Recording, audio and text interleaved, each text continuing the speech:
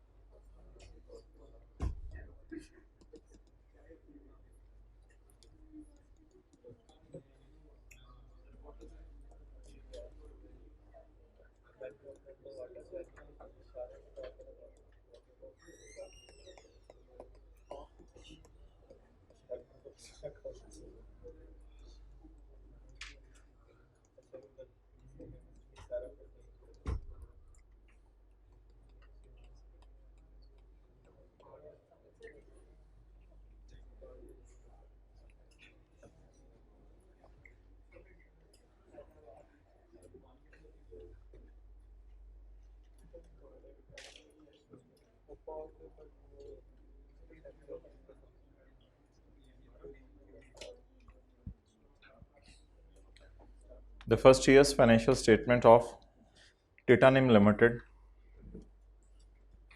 for the year Titanium Limited for the year ended 31 December 2022 are under preparation. The following matters have been identified which may have implication of deferred tax. अच्छा, ये जो may have implication on deferred tax, so फिर requirement है discuss how deferred tax related to each of which should be dealt within the financial statements. अब इसमें जो मैंने आपसे डिस्कशन का एंगल रखना है वो देखने में deferred tax as on type discussion जो है सारे करके आए हैं, लेकिन deferred tax for the year type discussion भी करनी थी। अब मैंने आपको सिर्फ इसलिए बुलाया कि deferred tax for the year type discussion समझानी है। Deferred tax as on type discussion तो आप करके आए होंगे, जिसमें आप कैरिंग अमाउंट बता के आए होंगे, टैक्स बेस बता के आए होंगे, डिफरेंस के बारे में इंक्लाइन लिख के आए होंगे, और डिडक्टेबल है, टैक्सेबल है, उसके बाद टीटीडी है, डीटीडी है, यहाँ तक लिख के आए होंगे। उसके बाद उसके पीएनएल पे क्या इम्पैक्ट है वो भी बताना है, क्योंकि रिक्वायरमेंट में कुछ ऐसा नहीं लिखा हुआ discuss deferred tax as on, बस फाइनेंशियल स्टेटमेंट्स में डेफर्ड टैक्स कैसे जाना है। इट मीन्स के बैलेंस शीट में कैसे जाना है और पीएनएल में कैसे जाना है। तो ये दोनों चीज़ें अनलकीली डिस्कस करनी थी। तो I am starting with adjustment number 2। Development cost of 20 million incurred in 2022 has been expensed out. Development cost incur की हैं हमने 2022 में और वो हमने एक्सपेंस आउट कर दी हैं। मेरे ख्याल से आप लोगों ने कंसोलिडेशन वाली क्लास भी ली होगी, जिसमें मैंने बताया था कि अकाउंटिंग वाले बुरी वाली डेवलपमेंट को खर्चे में डाल देते हैं, तो इसलिए कैरिंग अमाउंट इसकी 0। अच्छा, करंट टैक्स के एंगल से डिस्कशन नहीं करनी थी। Under the tax loss development is amortised over 10 years, तो डेवलपमेंट अमोर्टाइज होगी ओवर 10 ईयर्स, तो 20 माइनस 2, क्योंकि एक साल की अमोर्टाइजेशन आ जाएगी 2 रुपये। Difference, if carrying amount of asset is less than tax base of asset, then it is deductible temporary difference, which will result in deferred tax asset at the rate of 35%.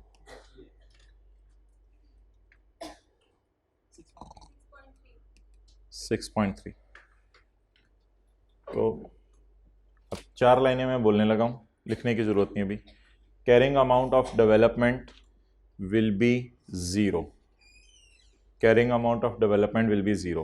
आगे छोटा सा लिख सकते हैं it has been expensed, however tax base of development will be 18, that is 20 minus 2, as carrying amount of asset is less than tax base of asset, so there is a deductible temporary difference of 18, which will result in deferred tax asset as on 31/12/22 amounting to rupees 6.3।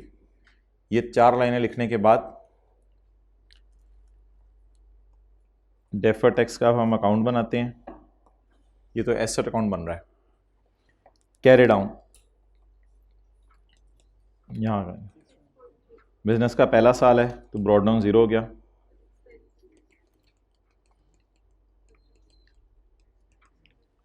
तो independently हर adjustment को मैं देख रहा हूँ ताकि मुझे पता चले इसका डीटी पे अलग अलग क्या इम्पैक्ट पड़ेगा।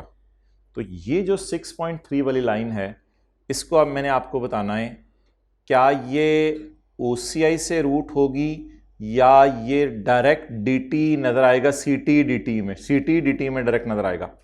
तो क्या डेवलपमेंट का खर्चा is a P&L type item या OCI टाइप आइटम? डेवलपमेंट का खर्चा OCI टाइप आइटम सुन लें कौन से हैं। IAS 16 पे रिवैल्यूएशन सरप्लस, IAS 38 पे रिवैल्यूएशन सरप्लस और IFRS 9 में अगर कोई फेयर वैल्यू थ्रू OCI वाली चीज़ें हैं। ये 2-3 OCI वाली चीज़ें हैं, बाकी सारी चीज़ें रूट होती हैं P&L से।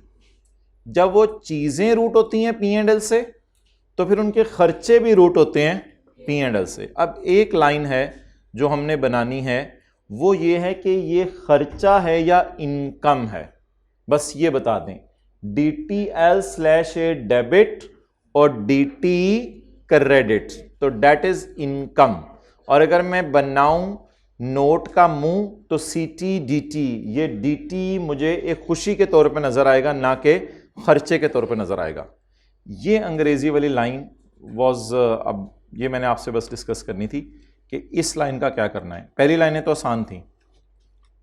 The carrying amount of development is nil while its tax basis 18, इतने मार्क्स मिल गए। As the carrying amount of asset is less than tax base of asset there will be, rule number पता नहीं कौन सा था जो भी था, on which defer tax asset. अब ये इनकम छोड़े, आई के अपने लिखा हुआ मैं अलग डिस्कशन करूंगा।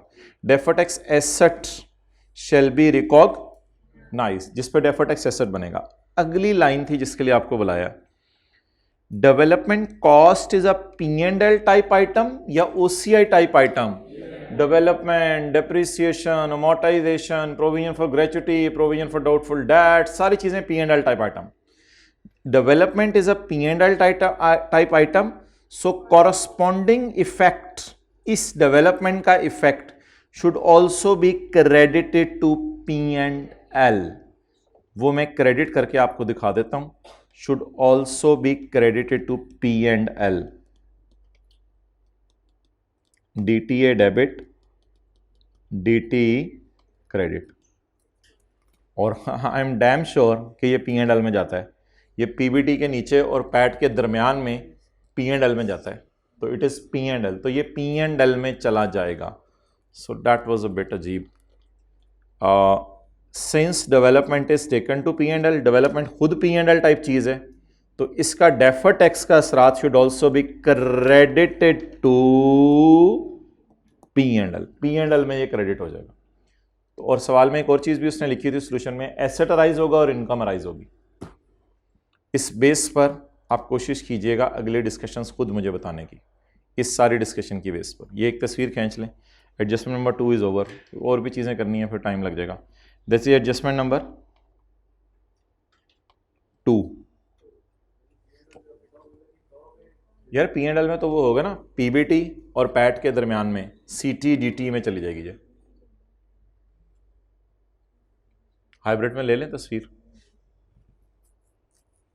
अच्छा,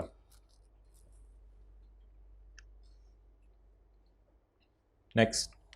बहरहाल यूट्यूब पे भी आप स्क्रीनशॉट ले सकते हैं जैसे भी। ये डेफर टैक्स की वर्किंग हो गई, टी काउंट हो गया, टी काउंट की जनरल एंट्री होगी। Okay, TL received a government grant of 12 million related to an equipment, IAS 20। TL ने रिसीव किया government grant of 12 million related to equipment. The grant is recorded as income over 3 years। Grant को income के तौर पे record करना है 3 साल। ये अकाउंटिंग ट्रीटमेंट होगी, tax treatment? Accounting treatment. Under the tax laws the government grant is exempt from tax.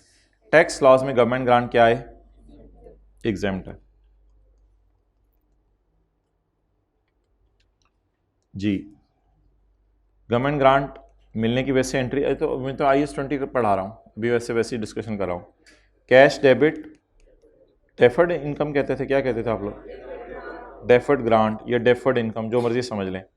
Cash debit deferred income credit और deferred income debit P&L credit, इसको अकाउंटिंग वाले गेन में ले जाएंगे। तो 3 सालों में अकाउंटिंग वालों ने आहिस्ता आहिस्ता P&L में लेके जाना है। तो ये जो डेफर्ड इनकम टाइप चीज़ है ये क्रेडिट नेचर का अकाउंट है। Liability type, liability to transfer this amount in income, liability to transfer this amount in income slowly slowly. तो ये लाइबिलिटी टाइप अकाउंट है। कैरिंग अमाउंट आ गई 8। Under the tax under the tax loss development is मादरत, under the tax loss government grant is exempt from tax. तो ना ये सबर वाला है ना ये शुक्र वाला है, ये अजीब सिनेरियो है। हम टेम्परेरी डिफरेंस रोकने के लिए ज़बरदस्ती खतरे का अलार्म लगाकर इसको बराबर लेंगे।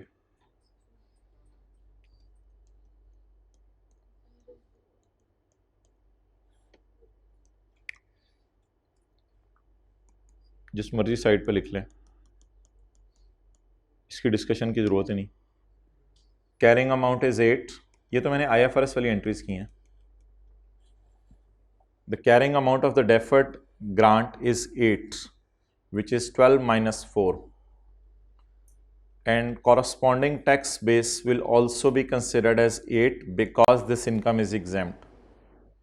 Therefore there will be no deductible or taxable temporary difference because it is a which will result in no deferred tax consequences. तो फिर ये वाली डिस्कशन की आगे ज़रूरत नहीं थी कि इसके डेफर्ड टैक्स अकाउंट में या P&L में इसके असरात जाएंगे या कहाँ जाएंगे। तो डेफर्ड टैक्स अकाउंट तो बनना ही नहीं। तो हर एडजस्टमेंट को इस तरह इंडिपेंडेंटली लेके हम चल सकते थे। As 31 December 2022 the carrying value of grant is 8 while its tax base is same as carrying amount as it is exempt. Therefore no deferred tax shall arise. अच्छा, अगले पॉइंट में ना उसने एक बड़ी मज़े की चीज़ की। जब थ्योरी का सवाल होता है ना तो कई दफ़ा अगर चीज़ के दोनों एंगल होते हैं ना तो दोनों एंगल डिस्कस कर लेने में कोई मसला नहीं। जब हों दो एंगल, बिला वजह दो एंगल नहीं बनाने। जैसे मिसाल के तौर पे पेपर में कंसोलिडेशन का सवाल आया, NCI की मेजरमेंट के ऊपर आप क्या कमेंट करते हैं? तो आप कह सकते हैं NCI is measured eight proportionate base और फेयर वैल्यू, लेकिन न्यूमेरिकल में आप ये नहीं कमेंट कर सकते। न्यूमेरिकल में वो बताता है, मैंने आपको बताया कि NCI प्रोपोर्शनेट पे रखनी है या फेयर वैल्यू पे रखनी है, वो आपको बताएगा। बट थ्योरी के सवाल में you are open to discuss. TL को लॉस आया है 260 मिलियन का इस साल 31 दिसंबर 22 में। मैंने आपको बताया था इस साल का लॉस डेफर्ड टैक्स की वर्किंग में जाता है और ये लॉस अगले साल की करंट टैक्स की वर्किंग में माइनस करते हैं।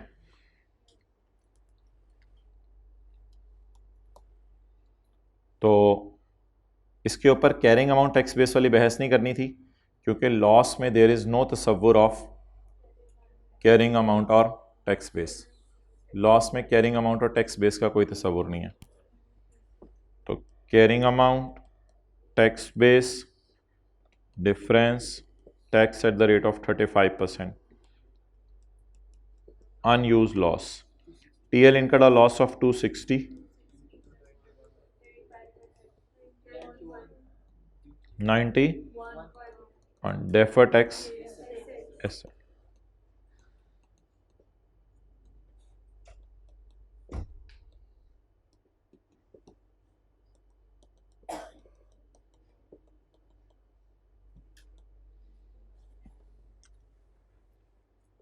Unused loss, as there is a unused loss as on 31 December 22, so if we are expecting future profits in next 6 years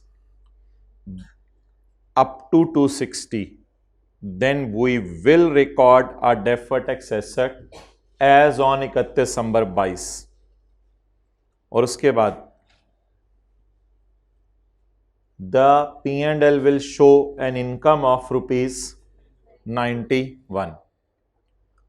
However, if FR2 की क्लास है, however, if no profits are expected in next 6 years, we will not record deferred tax asset.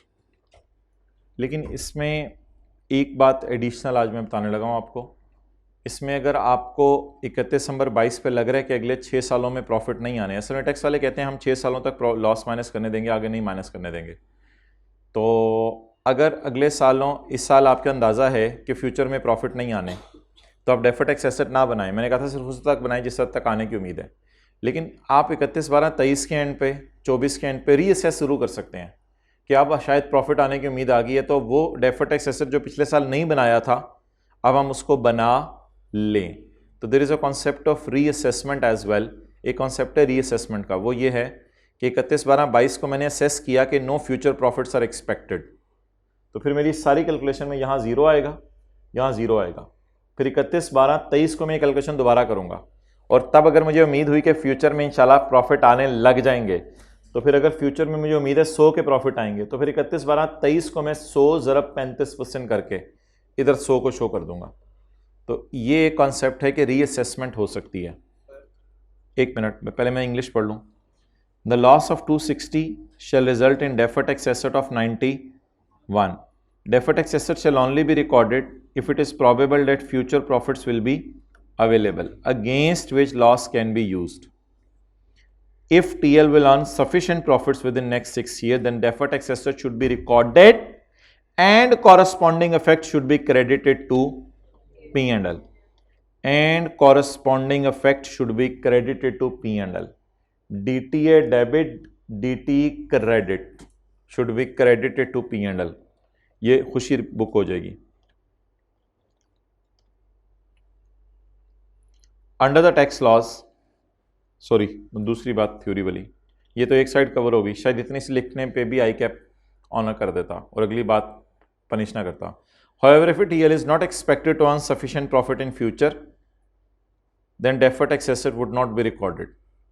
However, ये आखिरी line मैंने आपको नहीं बताई। However, it will be reassessed for recording at each year end. जी हाँ, Midway भी discuss कर सकते हो, इसलिए उसने एक लफ्ज़ यूज़ किया है एक्सटेंड। जिस हद तक आपको प्रॉफिट की उम्मीद है उस हद तक रिकॉर्ड कर लें, वरना ना करें। बांट दो सब में भाई। ओके, हाइब्रिड में ले जाओ आलम इस पे। Adjustment number 1,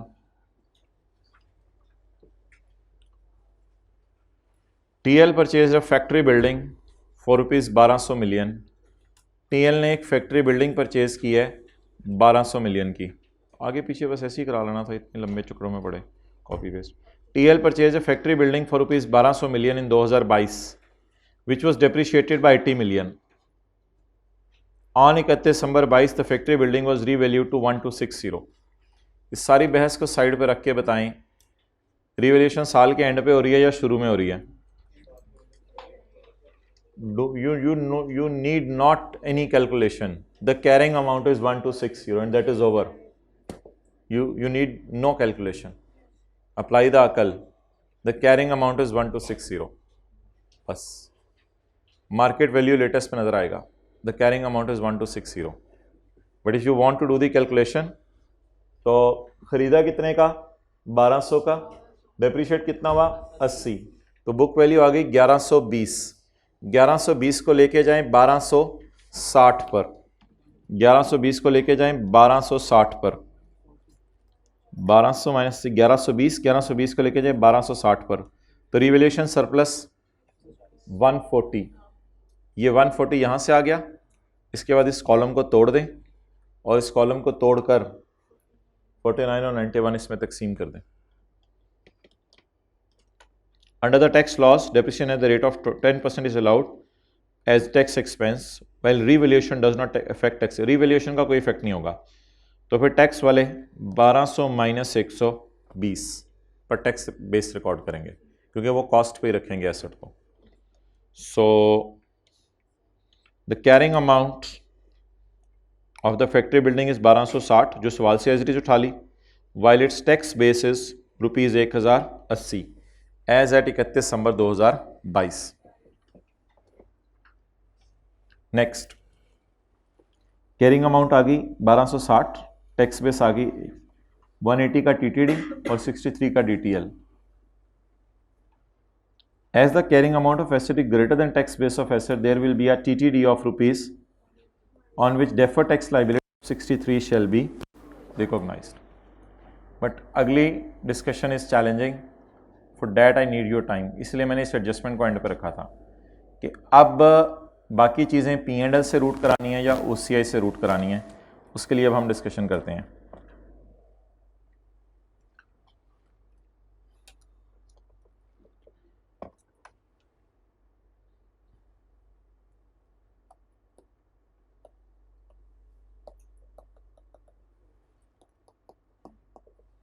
Carry down is 63.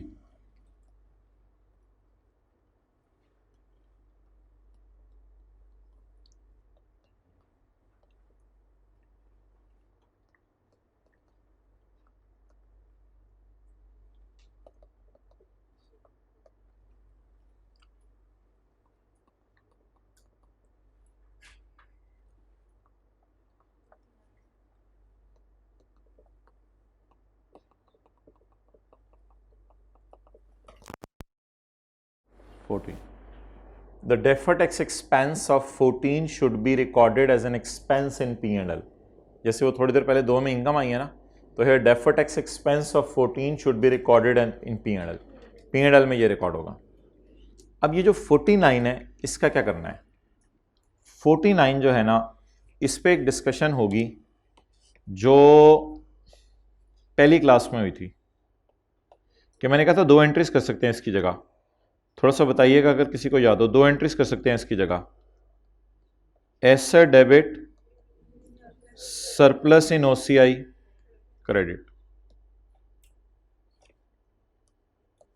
और मैंने कहा था DT debit DTL credit entry करने में एक मसला है. अगर ये खुशी आउटसाइड P&L रिकॉर्ड हो रही है, P&L जहन में लाएं, PBT less tax PAT, PAT से नीचे OCI. अगर ये खुशी आउटसाइड P&L रिकॉर्ड हो रही है तो इसका गम इनसाइड P&L क्यों डाल रहे हैं? ये डिस्कशन हुई थी हमारी. और फिर हमने कहा था कि ऐसा मत करें, आप कर लें ऐसा. बिल्कुल पहला लेक्चर आपको जाके लेना पड़ेगा, बहुत पुरानी बातें भूल गई होगी. इट मींस कि अब जब मैं यूजर्स को शो करूंगा तो यूजर्स को एक मैं P&L शो करूंगा, एक मैं OCI शो करूंगा. तो P&L में मेरा खर्चा आ रहा होगा 14 का, और OCI के अंदर मेरा रिवैल्यूएशन सरप्लस 140 माइनस 91 का surplus. This 49 is not recorded in P&L, rather it is debited to OCI. इसने OCI को कम किया है. उस एंट्री से इतना वादे समझ नहीं आ रहा, इस एंट्री से समझ आएगा. इसे कहते हैं the deferred tax consequences of revaluation surplus are not charged to P&L, rather they are charged to OCI. एक और तरीका भी इसको अब मैंने आपको बताया था कि अंदर वाले कॉलम में 140 लिख लें और इसका 49 निकाल के बाहर वाले कॉलम के अंदर ले आए 91, ताकि ये खुशी भी आउटसाइड P&L है तो इसकी वजह से जो टैक्स बनता है वो भी आउटसाइड P&L रखें और इसको सरप्लस से रूट करवाएं. तो हमें ये बात वाज़े तौर पे क्लास में क्यों नज़र आनी बंद हो गई हुई थी? हम सरप्लस को ऑलरेडी क्या शो करते थे? नेट शो करते थे.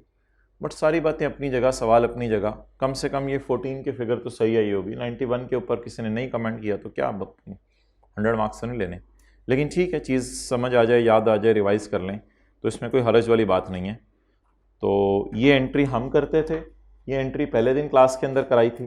तो इस तरह की कोई एडजस्टमेंट बनती है. तो खर्चा P&L में जाएगा 14 का और बाकी 49 का खर्चा P&L में जाएगा, सरप्लस को खा लेगा 49 से.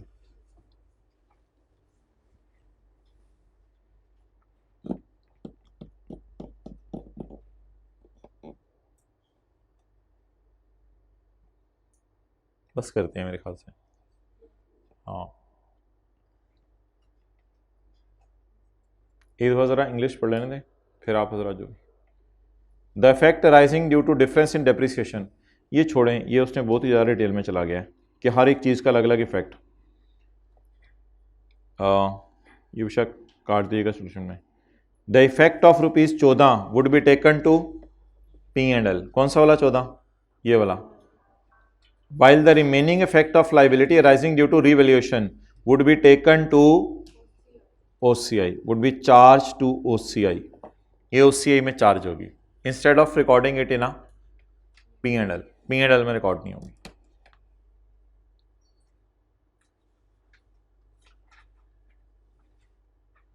ठीक है जी, अस्सलाम वालेकुम।